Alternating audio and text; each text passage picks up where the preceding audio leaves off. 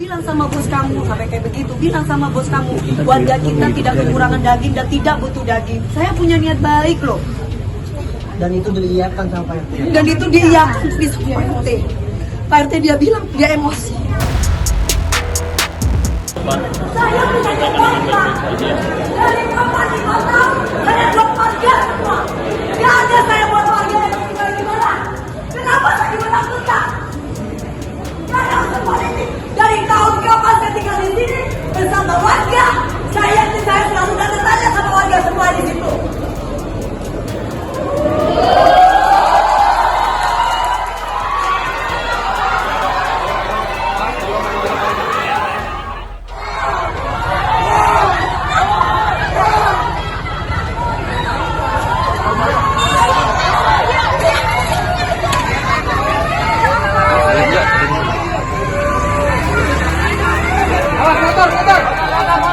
Dan tidak ada politik-politikan, dan kami tidak ada nyebutin nama kubu lain dari dia, tidak ada sama sekali.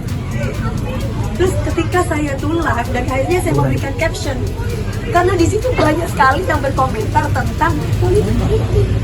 Akhirnya saya bilang seperti ini. Apa karena bertetangga sama Pak Anies Baswedan itu doang. Terus kemudian banyak di situ bertebaran dan yang lain-lain ngomongin tentang politik. Jadi saya bingung gitu loh.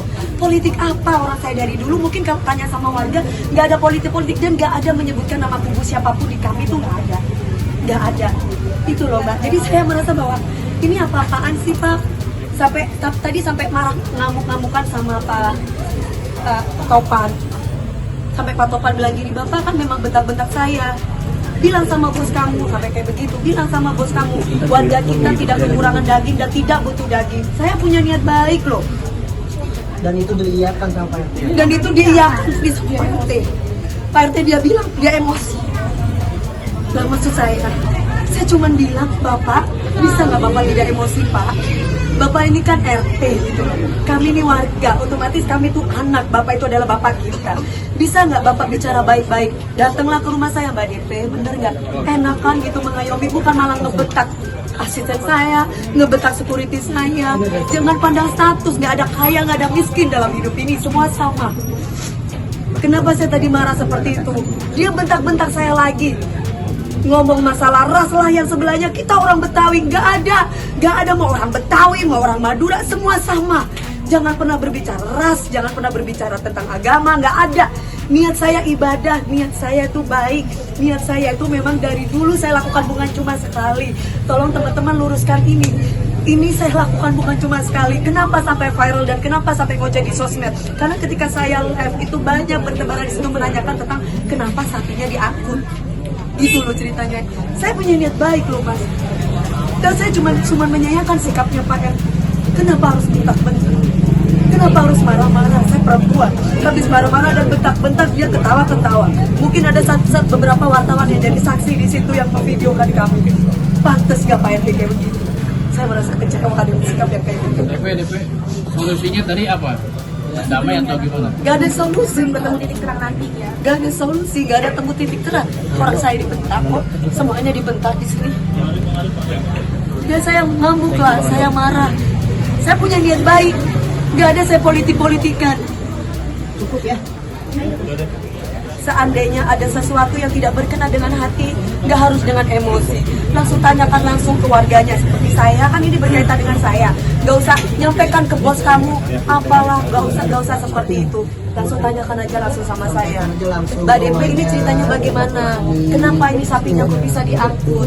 Seperti itu.